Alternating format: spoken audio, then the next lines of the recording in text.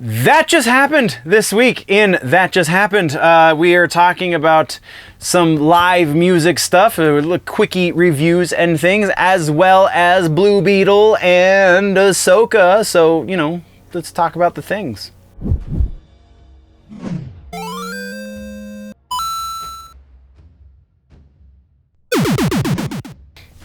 Okay, so real quick info about what this show is. I do a news show normally, and when the thing has happened, or when, you know, the release has come out, then we kind of stop talking about it unless you're doing reviews, and I don't have the time to do reviews because I do it all by myself. I'm a one-man show. So, as a way to still, you know, talk about these things that we're interacting with and keep them, the good stuff in the news cycle, in the conversation at large, that's what this show is, because I can't get to a brand new movie every week when it comes out, or a new game, or a new comic book, or new records, because there's a lot of records that come out every week. And yeah, so as we get to them, we talk about them. Sometimes things get skipped, and you know, that's why the community exists. You guys let me know in the comment section what you interacted with, what happened for you this week, or what you plan on going to experience in the coming days or weeks. And that's where the conversation comes in. So that's the point, is we're trying to talk about the things and keep the conversation around the good stuff. I mean, if it's bad, we're going to call it out as being bad, but we're not going to linger on it. So this week, That Just Happened. Blue Beetle came out, and I got to see that. I saw that before I saw Ninja Turtles. Sorry, guys. I'm still going to see Ninja Turtles. I promise. It's still going to happen. It's just, I was a little bit more hype about Blue Beetle because, I don't know, Ninja Turtles. I love Ninja Turtles, but I just am apprehensive about what's going on in this new movie. Either way, let's talk about Blue Beetle, because that's what we're talking about. So I liked it. It was not great. I would say best I could give this would be a pretty low C grade. Xolo Mudvayne, who is the lead, he plays Jaime Reyes, is fantastic. I think if they had cast every other role in this movie as well as they cast Jaime, I think it would have been a much better movie. But I understand why they brought George Lopez in, because he's kind of the biggest name on the good guy side in this movie. I mean, Susan Sarandon's the bad guy, right? So kind of a huge name. Either way, it's just all right. So things that did well with this movie. I think that the special effects looked pretty solid.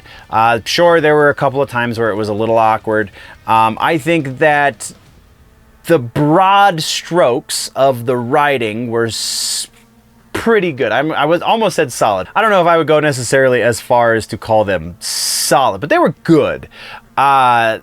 Broad strokes being the specific term that we're using here for that, because like some of the specifics get a little bad. We're going to talk about bad in a second. So broad strokes, it was fun. The movie was fun. That had a lot to do with our lead, Jaime, the Xolo Mudvayne. He carried this whole dang movie on his back. I really dug. I wish they hadn't handicapped him. They hadn't had him tied up effectively for, you know, a good third of the movie or so, because that kind of left us with the elements that don't work so well a lot more. And I wish that he was just allowed to be a little bit more exploratory, like learning how to communicate with the suit a little bit better. The Scarab, I thought it was great that the Scarab and this is something that I saw somebody complain about online, and I think it was actually done rather well. The Scarab doesn't speak Spanish until they're properly synced up. When Jaime, spoiler alerts, I don't know if anybody cares about it at this point because it's been out for 2 weeks now, but when Jaime is about to die, and their brain waves are syncing, his and the Scarab's brain waves are syncing. That's when the Scarab starts to speak to him in Spanish. Doesn't speak to him in Spanish before that. Somebody was saying that it seemed to them, I'm going to give them the benefit of the doubt, seemed to them that the Scarab didn't speak to Jaime in Spanish until it heard his mom speak to him in Spanish, which, if you were watching the same movie I was, is not how that played out. So it made a lot more sense when you see that, oh, it's because now they're synced, their brains are in alignment, and so the Scarab knows Spanish because it's using the information from Jaime's brain. That makes sense. Internal logic, though, that's as great as that internal logic is. That kind of brings us into the bits that weren't so awesome about this. Internal logic about this movie does not follow all the way through. We have Jaime, who is very not, he doesn't want to kill people. That was one of the big conversations he has with the Scarab very early on, is we don't kill. He becomes a DC superhero in that moment, because by and large, DC superheroes have a rough, no-kill kind of situation. And Blue Beetle is one of those. And then his family has no issue with killing. Grandma just mows dudes down with that chain gun. His uncle runs people over with the Scarab, the vehicle, and just death left and right and center. And also, I think the importance of family in this movie was a good thing. Was a very good storytelling device when it was just motivation for our main character. When you get into, our main character has been kidnapped, and so the family has to become the superhero, in effect. That didn't work very well. It was, I heard one reviewer call it the Shazamification of the Blue Beetle family, and I think that's a little not apples to apples comparison, because the Shazamification would imply that they all got suits as well, which is, hearing that review, that's what I was expecting. I was expecting them to get suits, and I guess they kind of did to some degree, because Ted Kord Blue Beetle, who has a little bit of a cameo in the post-credit scene, Ted Kord Blue Beetle had this lab where he created Beetle tech, and so each of them got something Beetle related. It just, they weren't superheroes like the Shazam family was. So it's an unfair comparison.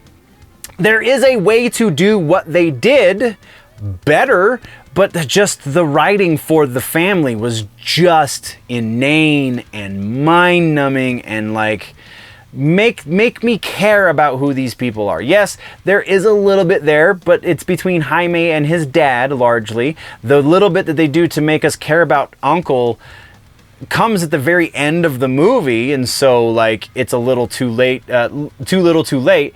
And kind of Grandma is just this presence the whole way through. She changes a little bit, but it's not like a character arc kind of change. She's kind of this quirky character, and then she becomes a more abrasive character with a gun. Still pretty quirky though. And so I don't know, it just doesn't, all of that stuff didn't work.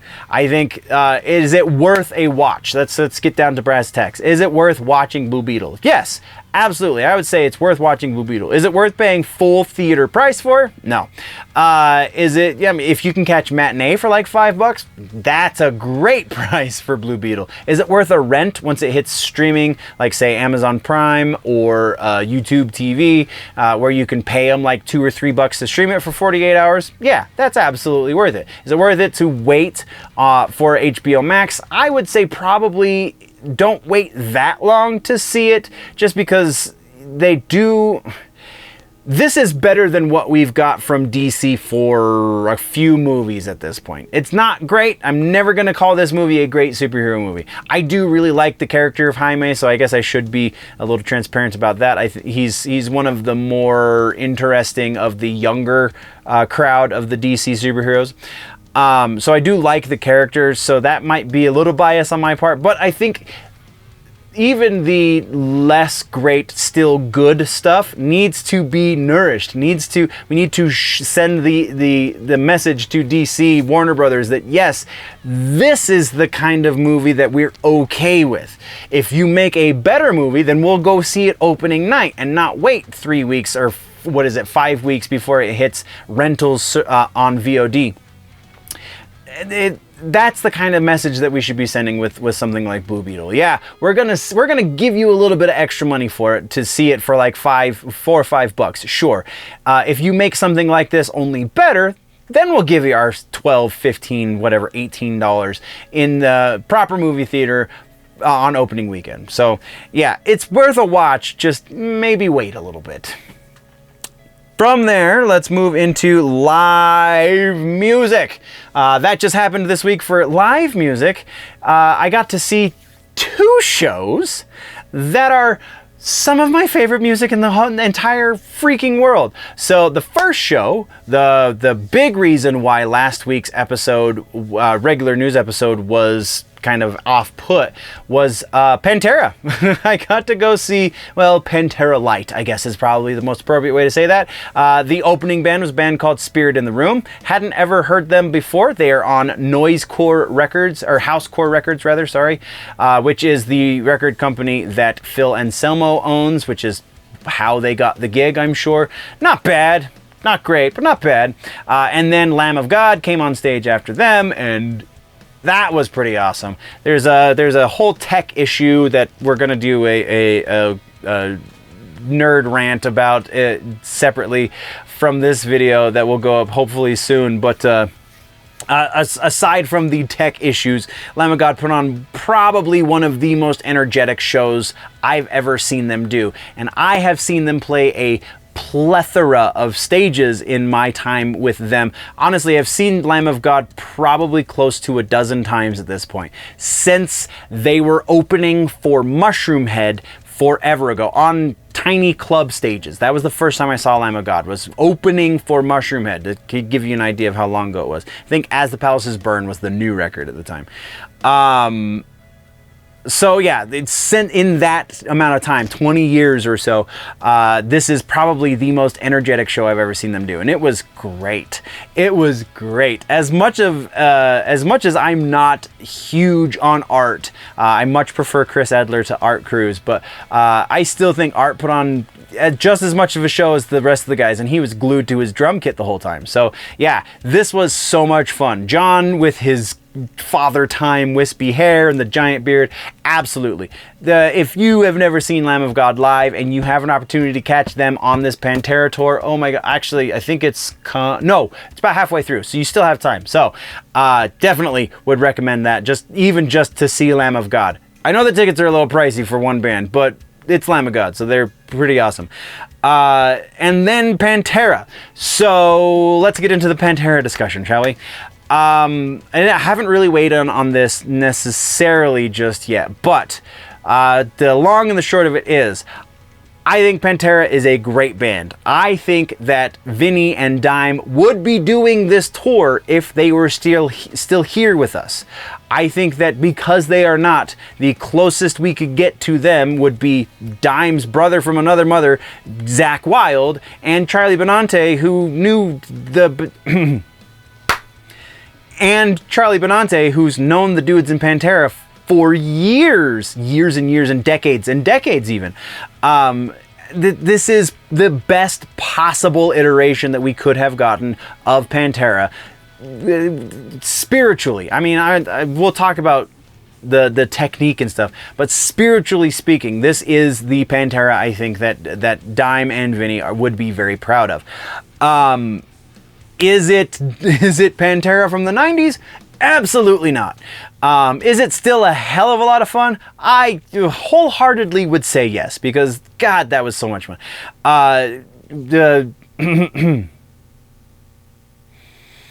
So Phil is definitely a little bit older and much more broken than he was back in the 90s. So it's a lot less moving on stage, but still has the presence to just command the crowd. The last time I saw Phil Anselmo on stage was at a little 1,000-person club, and it was a much smaller stage, and he was much more inebriated. So it was less of an enjoyable experience. So my memory of seeing Phil on stage is not great. Superjoint Ritual, to be specific, was the band. And I mean, that was a fun show. This was 10 times that show.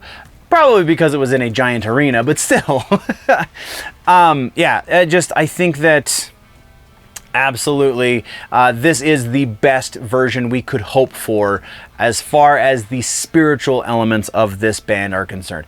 Technically speaking, there's a number of players who could have recreated Dimebag's note-for-note play better than Zack Wilde, because Zack Wilde is a brute. Zack Wilde beats up his left hand on that guitar and palm mutes lead lines that don't need to be palm muted, that shouldn't be palm muted. But it's still like that's literally Dime's brother. These are words that they said to each other when Dime was still alive. So you can't knock the guy necessarily for trying, but would there the real breakdown of this is there a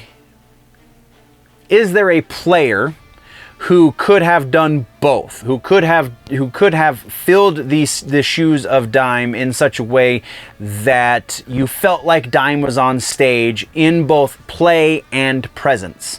And I don't think that person exists.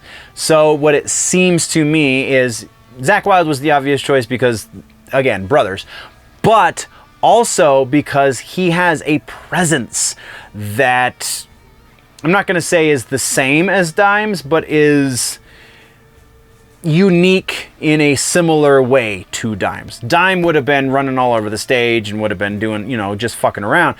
But Zack still is Zack, and like you can feel Dime kind of talking through him in certain aspects. I still think Zack's left hand is way too clunky to play some of those Dime riffs. Some of those lines that just sang when Dime played them, and probably when other guitar players could have played them, just were kind of lost a little bit. That probably had a little bit to do with the technical issues, because there were definitely technical issues the whole night. But it also had to do with Zack Wilde's playing. So Zack Wilde's a great player. Zack Wilde plays his style fantastic. Other people's style, not so much.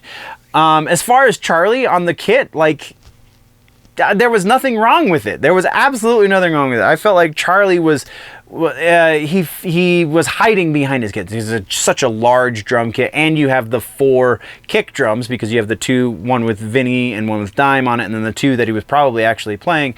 And just, absolutely, there was nothing wrong with Charlie playing.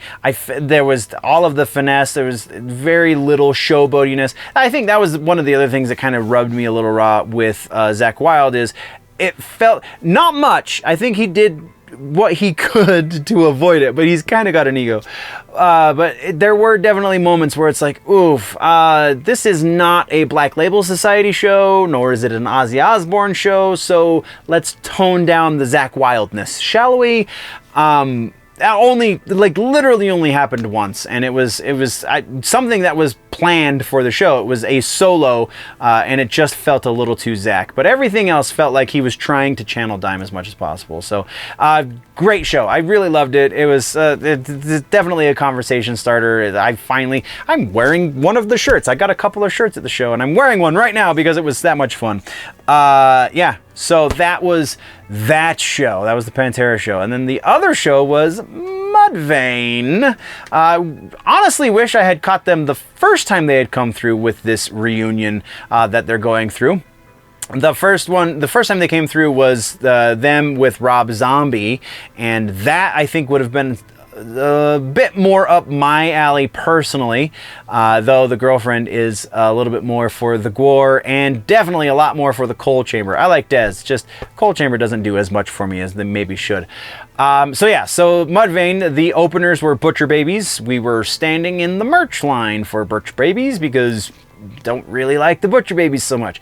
After Butcher Babies was Nonpoint. Nonpoint, I saw them once at Ozfest back in the early aughts, I believe. And basically the same show now. So 20 years later, still doing the same thing. Maybe it's time to write some new music? I don't know. I'm not a huge fan of Nonpoint. They are decent nu metal, but they're not great nu metal. They're kind of middle of the pack. Nothing to complain about, really. Just not stand out in any real way. From Nonpoint, we went into Gwar. This is my first time seeing Gwar. It's my first time seeing Pantera. I'm just catching all of these bands long overdue. I feel like the bit of live that I've been able to watch of Pantera or Gwar on like YouTube, like live videos that people have shot, or like the legitimate releases that they've put out, I feel like Brocky was a little bit more of a presence than the guy they have singing now. I can't even remember his character name right now for some reason. But this is a big tour. There are 5 bands on this bill. You've got Butcher Babies, Nonpoint, Gwar, Coal Chamber, and Mudvayne. That's a pretty big bill. So like it kind of limits, and Gwar not being the headliners. Well, now that they're continuing their tour, I believe they are now headlining. But it just kind of, they didn't have a whole lot of time. They didn't have a whole lot of stage. Just a less than ideal situation for Gwar. Still fun, like it's still Gwar. They're still spraying blood and blue stuff and potentially semen all over the crowd. But like it felt a little too truncated, because you know that the Gwar shows go on a bit longer and a little bit more involved when they have all of their company there. When they have all of, they can bring out the monster and eat the people and do the stuff. So yeah, it was good. I feel like it could have been better, but it was still, we still had a great time. And then from Gwar, you go into Coal Chamber. I've seen Des Fafara sing for Devil Driver, I think 4 times now. And this is my first time seeing him front Coal Chamber. First time seeing Coal Chamber, obviously, because they've never had a different singer. And Coal Chamber, it's nu metal. I like it. It's just, I feel like there's better examples of the genre. I think that Des is a hell of a frontman and can do amazing things with a crowd at his beck and call. Absolutely. Coal Chamber just is not my nu metal. I'm a Limp Bizkit Korn traditionalist, I guess. Deftones, early Deftones, but yeah. I don't know. I really like industrial music. I really like goth music, and Coal Chamber is kind of the amalgamation of all those 3 genres, and it just for whatever reason. But they did phenomenally. The mix for them, like up until Gwar, the mix for the night was okay. It wasn't crazy bad. But once we got to Coal Chamber, it was great. The sound was fantastic. Coal Chamber did wonderfully. I'm not much for Coal Chamber. So then we finally get to Mudvayne, and wow. So I have seen Mudvayne now. I believe this was the fourth time. So it's my 4th time seeing Mudvayne. This is my first time in quite some time seeing them. The last time I saw them, they had the entire floor at like I think it's a 25 or 30,000 person venue. They had the entire floor in a mosh. Legitimately, everyone from the stage to the back of the venue was a pit, and it was a beautiful sight to behold. So we went from that to, I don't know what's going on with large venues these days, but the pits are shrinking. The general admission areas that are at the front of the stage are no longer going all the way back to the back of the venue, which kind of sucks, but kind of is what it is. And just, I love Mudvayne. They did well. I'm not going to say this was the best performance I've ever seen from the guys in Mudvayne, because it just simply wasn't. Chad kind of losing lyrics from time to time. There's a second guitar player now for Mudvayne, which makes sense because I'm a big fan of doing on stage as much as possible and not relying on electronics to fill in the gaps. Even if it's something you did with electronics on the record, try and find another person who can come up on stage and play a keyboard so you don't have a programmed keyboard playing on a track. I think that is the best way to perform music. I'm not alone in this, but it's also kind of a hot button issue right now, so we're not going to spend too much time on it. But yeah, so they have a second guitar player who also does backing vocals. Greg is still doing backup vocals, the regular guitar player for the band, which is how it's been every other time I've seen them. But you had Chad losing lyrics from time to time. You also had timing issues. This was the weirdest. I've never been at a concert where this was such an issue for a professional concert. I mean, obviously I've been to like local shows where it's like, I don't know where the one is.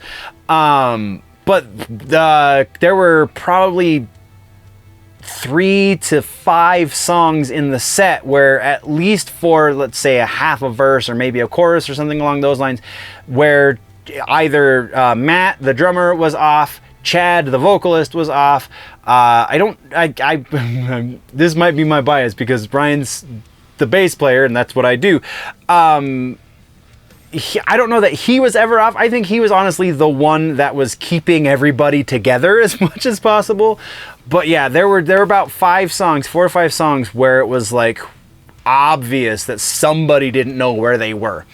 Which, when you play that kind of music, when you play as intricate and as proggy kind of nu metal, whatever the hell you want to call Mudvayne, yeah, it's easy to get lost if the click is off or you can't hear something, because it wasn't like he was off by a whole phrase. It was just like a couple of notes. Somebody started a section too early or too late or something along those lines. To the point where like the final song of the night was Happy, the biggest single they've probably ever had, though I think Dig is a much more satisfying single.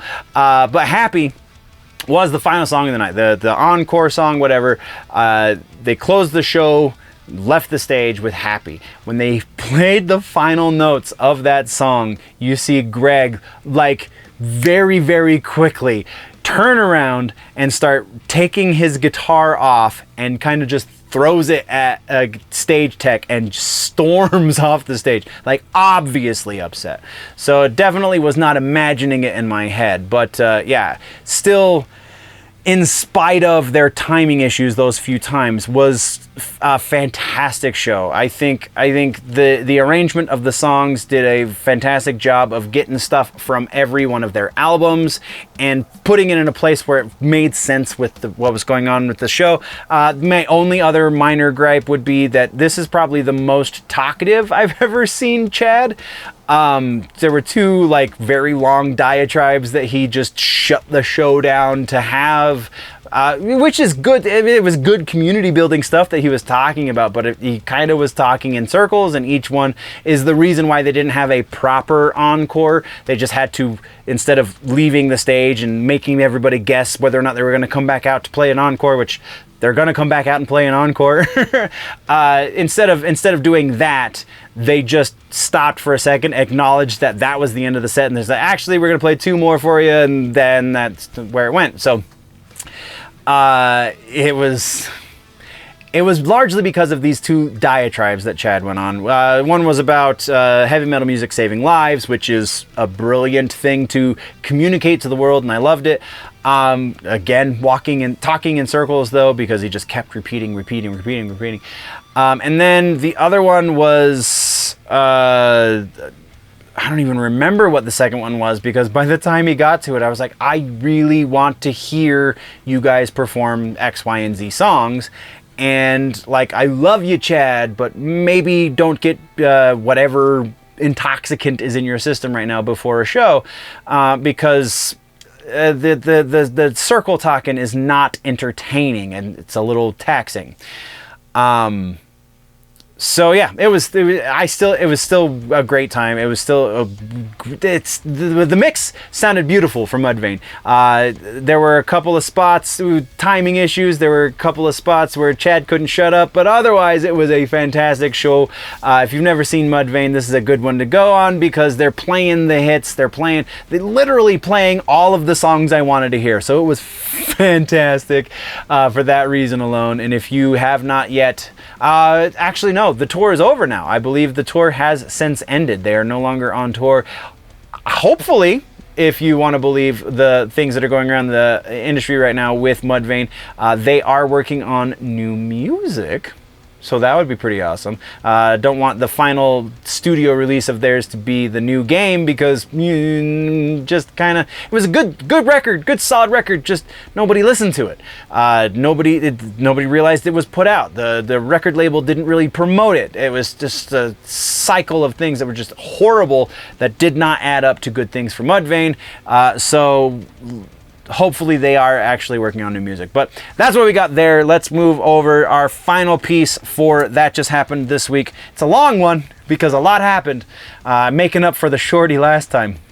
But Ahsoka, episodes 1 and 2. Technically, episode 3 has also come out as I'm recording this, but as I'm recording this, I have not watched it. So we're talking about 1 and 2. This was my recommendation in this week's episode of the news. We were talking TV streaming stuff. Suggestion rather for this week was Ahsoka, episodes 1 and 2, because I think this has the potential. I have definitely learned from Disney Star Wars. It's not a guarantee that it's going to be great because see season 3 of Mandalorian, but this has the potential to be good quality Star Wars programming. I'm told the Andor movie was also pretty good, though I have not yet watched it. I will, but I haven't yet. But these first two episodes, so some of the common complaints that I've heard about this is that they're rehashing the Force Awakens because the MacGuffin is a map. So because there's a similar storytelling element means they're rehashing the same ground. I think you're not actually watching the show, you're just looking for things to complain about. Because yes, it is a map MacGuffin, but this map MacGuffin holds the potential to really expand this new universe that we have with Disney.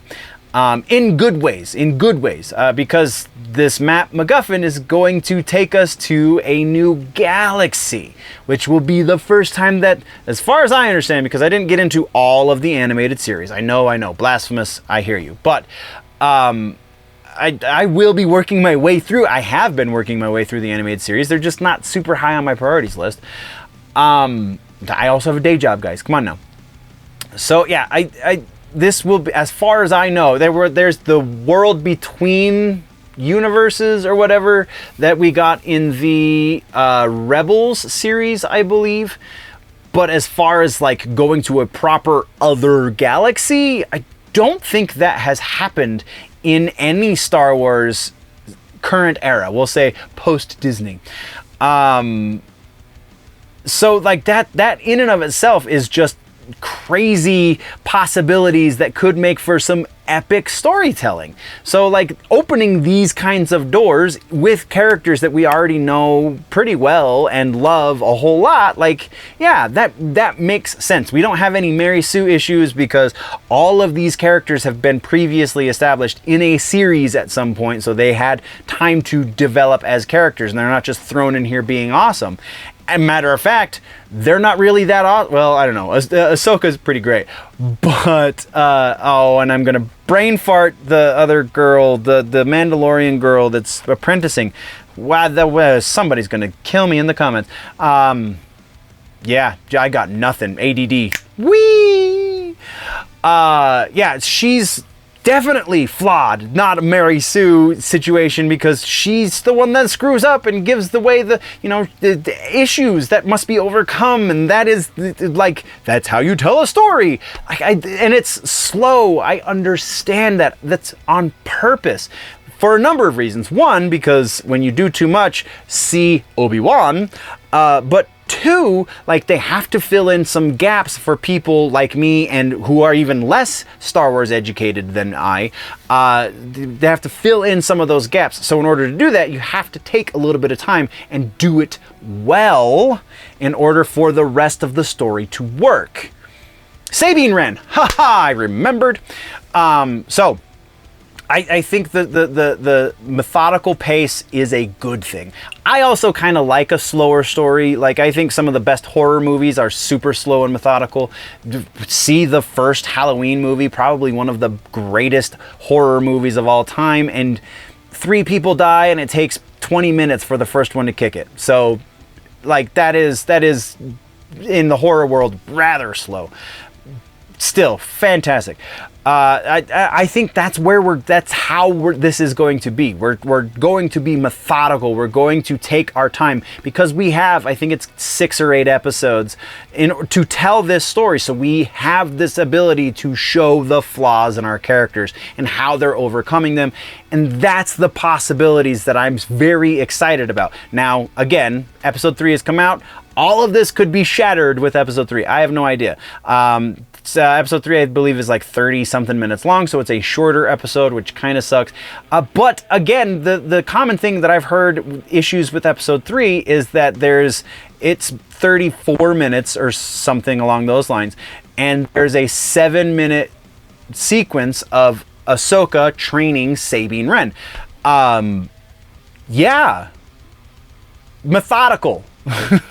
that is the name of the game here. I think Filoni is not screwing up like some people are wont to believe. I think this is on purpose, and I think it's going to pay off in the end. I'm going to say that now. I'm hopeful. I'm going to rephrase. I'm hopeful that it's going to pay off in the end. Because again, learn my lesson. Don't get your hopes too high.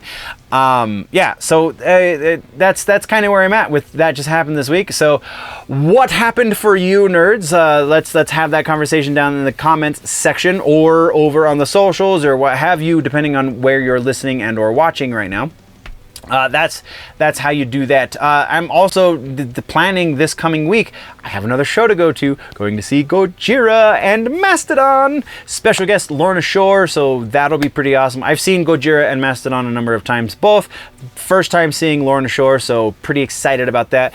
Also, I'm trying to get to watching Ninja Turtles, so hopefully that will happen before we see each other next. Also have quite a bit of catching up to do on The Walking Dead. I know I say those last two every time we talk, but a lot of stuff has gotten in the way of The Walking Dead this week, which I'm really chomping at the bit. My Xbox, that's another thing that happened. My Xbox took a shit, so I had to get that taken care of, which sucks because Mortal Kombat comes out very soon.